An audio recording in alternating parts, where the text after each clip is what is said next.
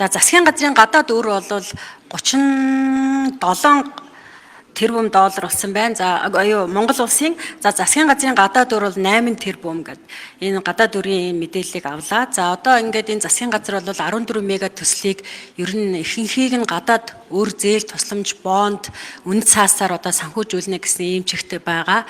За засгийн газрын 14 мега төслөөс гадна за Улаанбаатар хот дээр бас 24 мега төслгээд бас л одоо гадаад өр зээлээр хийгдэх ийм төслүүдийн асуудлаас яригдж эхэлсэн байгаа.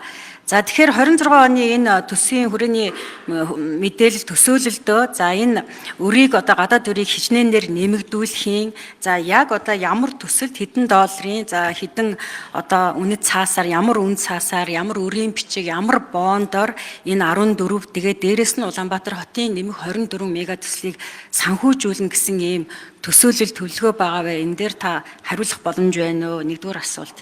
За хоёрт нь яг бид нар бол 25 оны төсөө бол алдагдaltaгүй баталсан гэж байгаа боловч ерөнхийдөө төсвийн төсөөллөө бол маш өөдрөгөөр одоо төсөөлдөг. За ингээ яг одоо төсөв бүрдүүлэх ингээд энэ агшинд ерөнхийдөө бол төсвийн бүрдүүлэлт маш хэцүү болдог. Харамсалтай нь одоо өнгөрсөн жилүүдэд төсвийн одоо тодголыг хийхгүйгээр за энэ төсөв бүрдүүлэлт одоо асуудал үүсэнгүүт ард иргэдийн нуруунд дээр янз бүрийн одоо татвар юу гэдгийг хураамжаа нэмж энэ одоо төсвийг ингэж бүрдүүлж ирсэн. Энэ бол ерөнхийдөө бол энэ сүүлийн үеийн одоо засгийн газрын хамгийн сайн хийж сурсан зүйл гэж ингэж харагдаж байна. Тэгэхээр 26 оны энэ төсвийн төсөөлөлтөө за энийг бол яаж тусгаж өгч байгаа юм бэ?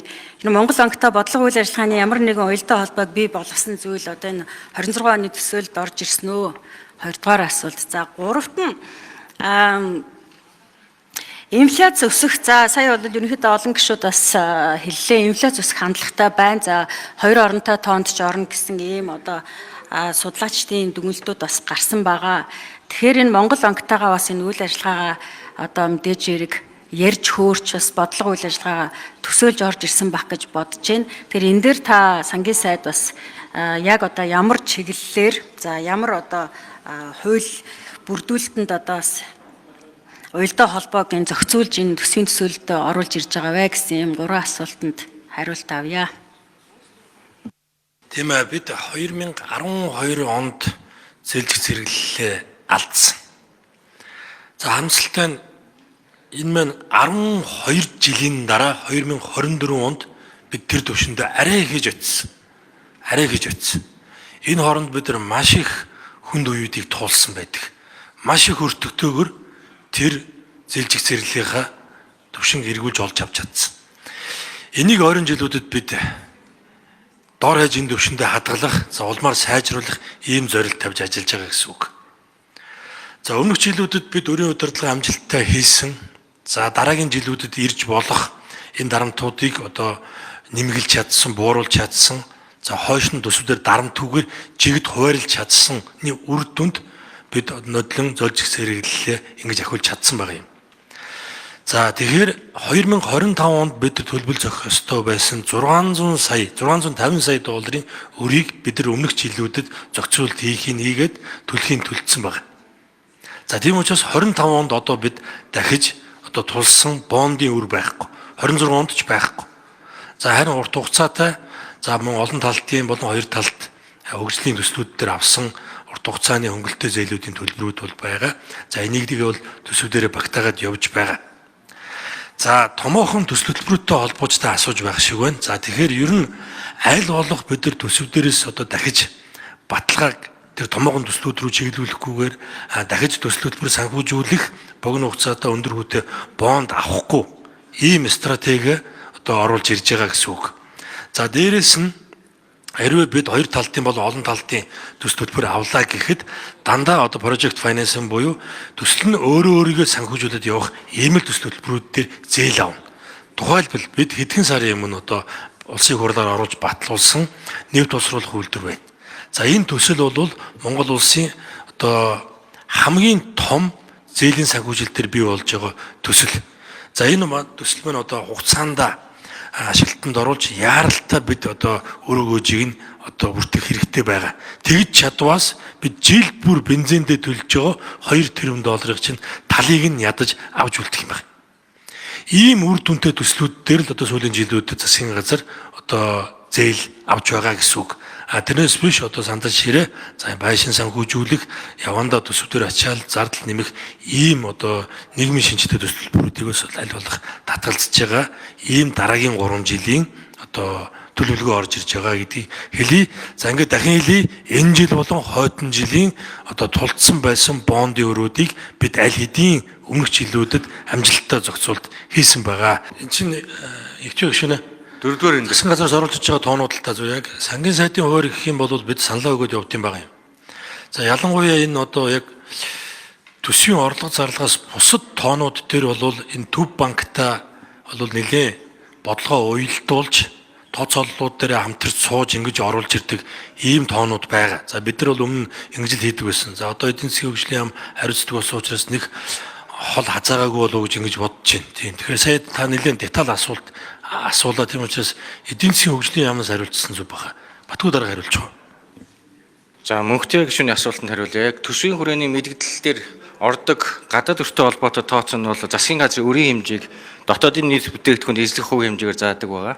За биднээсийн одоо оруулж ирсэн төсөл дээр бол 2026 онд 50%, 27-28 онд 45% байхаар энэ өрийн төсвөл үзүүл засгийн газрын өрийн хэмжээг бууруулах чиглэлээр оруулж ирсэн байгаа.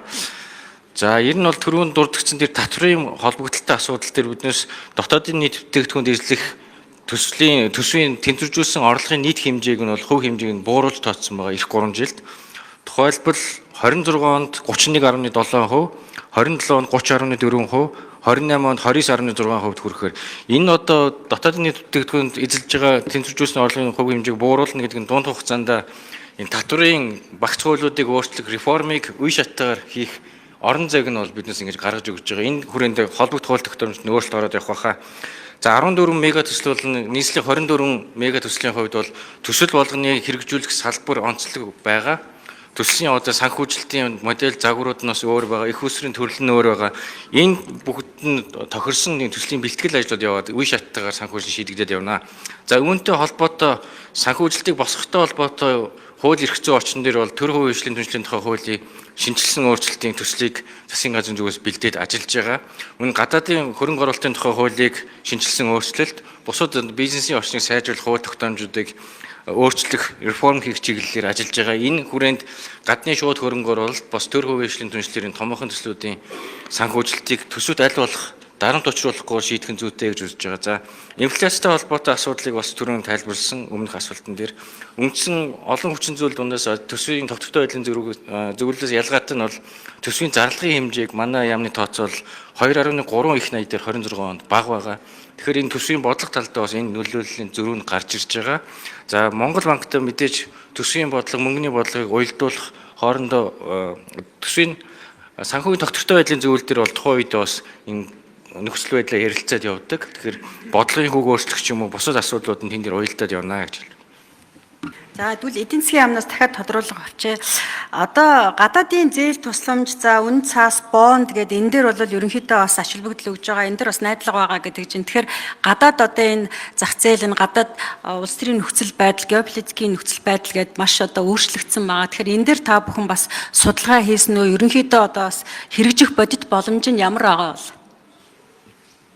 За гадаад нөхцөл байдлыг манай яам байнга ажиглаж судалгаанууд хийж ажиллаж байгаа. Ялангуяа олон улсын одоо худалдаан дээр үүсэж байгаа тарифын өөрчлөлтүүд улс орнуудыг харилцан авч байгаа арга хэмжээнд байнга ажиглаж байгаа. Хамгийн сүүлийн жишээ гэх юм бол Америк, Бүгд найрамд Хятад улс хооронд харилцан тарифа 115%-аар 90 оны хугацаанд бууруулах шийдвэр гаргасан. Тэгээ бус улс орнууд ч гэсэн ер нь хилцэл хийгээд явж байгаа.